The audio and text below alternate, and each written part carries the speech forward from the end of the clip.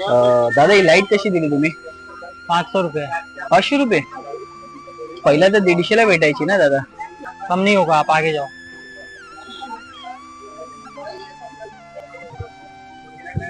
दादा हे तोरण कसं दिलं तुम्ही? 500 रुपये जोडी। 100 रुपये जोडी? नको रे बाबा, लई महाग आहे. आपण गेल्या वर्षीच लावू.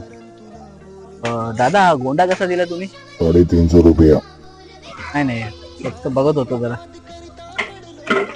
धूप काय कसं दिलं? आणि अगरबत्ती? हा नाही नाही, फक्त घेतो घेतो. तुम्हाला घ्यायचं नाही तर कशाला येतं तुम्ही तोंड उचलू ना. चला, डेकोरेशनची काय प्राइस आहे? 5000 रुपये का आहे? 5,000? 5,000 ठीक आहे ठीक आहे. हॅलो, कुठे आहे? हा बोल ना ग. ते डेकोरेशनचं सामान घेतलं का? नाही ग, तर तुला काय सांगू, ते ऑफिस मध्ये काय साहेबांकडून ऍडव्हान्स मागितला, पण साहेबांनी मना केला ग.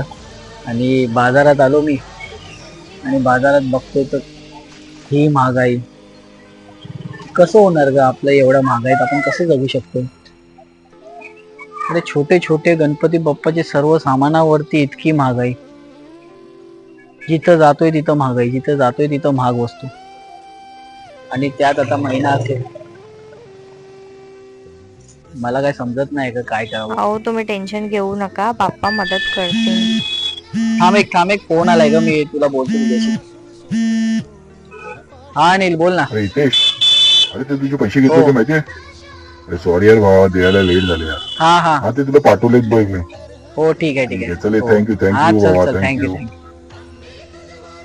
हॅलो, अगं ऐक ना, अगं तू बोललेलीस ते खरं झालं ग. बाप्पाने आपलं ऐकलं ग. अगं अनिलनी जे माझ्याकडून 2 महिन्यापूर्वी 10,000 रुपये घेतले होते, हो त्यांनी जस्ट आता मला दिलंस. नाही बाप्पा येतो ग कुठल्या ना कुठल्या रूपात. हो गणपती बाप्पा मोरया. चल मी ठेवतो, आलो मी, डेकोरेशनचा सामानच घेऊन आलो. चल.